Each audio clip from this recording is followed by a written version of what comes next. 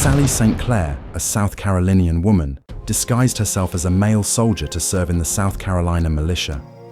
She fought in combat during the Siege of Savannah, Georgia, on October 9, 1779, for General Benjamin Lincoln and Admiral Charles Hector d'Estaing. She is documented in history as a brave woman, and she is one of the few documented women who died in heated combat. She is an example of the lesser-known contributions of women to the Revolutionary War. Sally St Clair was likely born in South Carolina in the 1750s, in a colony increasingly resistant to British control. Frontier militiamen were mobilizing as early as 1775, and women farmed and maintained supply lines.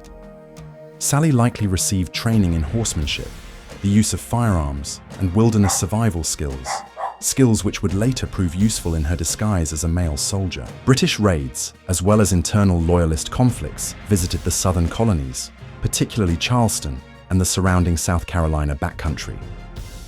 Her life illustrates exposure to war, tutelage in applied warfare skills, and the broader role women play in supplementing war efforts. The lack of records for individuals leaves Sally representative of the unheralded efforts of women in Revolutionary War military operations. By 1778, Sally St Clair had dressed as a male soldier, maybe going by the name Samuel St Clair, and enlisted in the South Carolina militia as a private with Captain Thomas Sumter. She was taught musketry, bayonet drill, and camp drill, did sentry duty, scouting, and supply duty.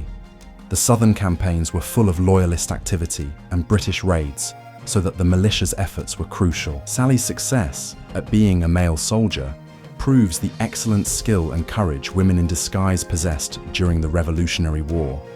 Her role proves functional necessity and personal risk.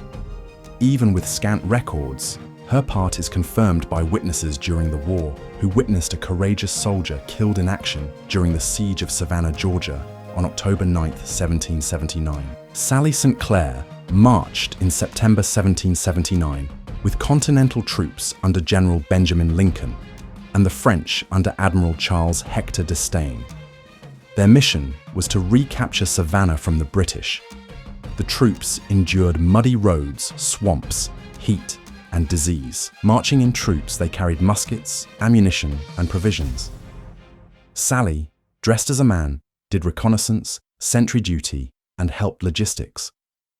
This march shows the physical demands of southern campaigns and the remarkable skills of women like Sally, who streamed directly into combat operations and concealed their identity. Continental and French forces were to assault Savannah in early October 1779.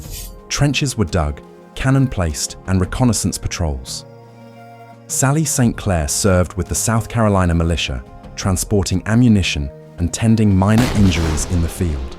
Soldiers drilled around the clock to coordinate attacks with French allies. The combination of French gunnery know-how and Continental manpower created a complex operating environment. The presence of Sally with men in uniform indicates her courage and the faith that women disguised have gained. As the intensity of the siege grew, risk to death mounted, and Sally's final fate would be sealed as participating in the attack on the British redoubt on 9th of October 1779. On October 9th, 1779, Continental and French forces simultaneously attacked British redoubts in Savannah. Still dressed in male soldier attire, Sally St Clair fought with the South Carolina militia, led by Captain Thomas Sumter, advancing through trenches and through thickly concentrated musket fire.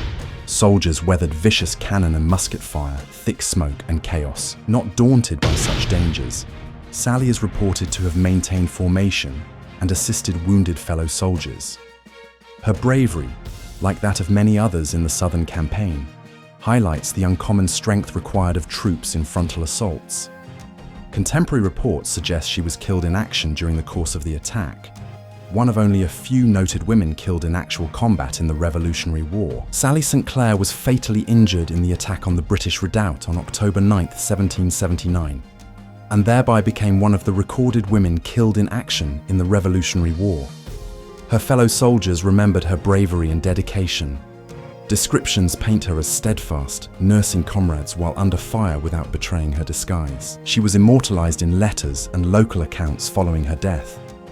although women's contributions were rarely noted in official military accounts. Her story is one of both the silent sacrifices of women and the bitter realities of Southern campaigns. Memorials and oral histories preserved her memory, and Sally came to be an enduring symbol of courage and loyalty during the fight for American freedom. Sally St Clair's memory continues as one of the documented instances of women's direct combat participation in the American Revolutionary War.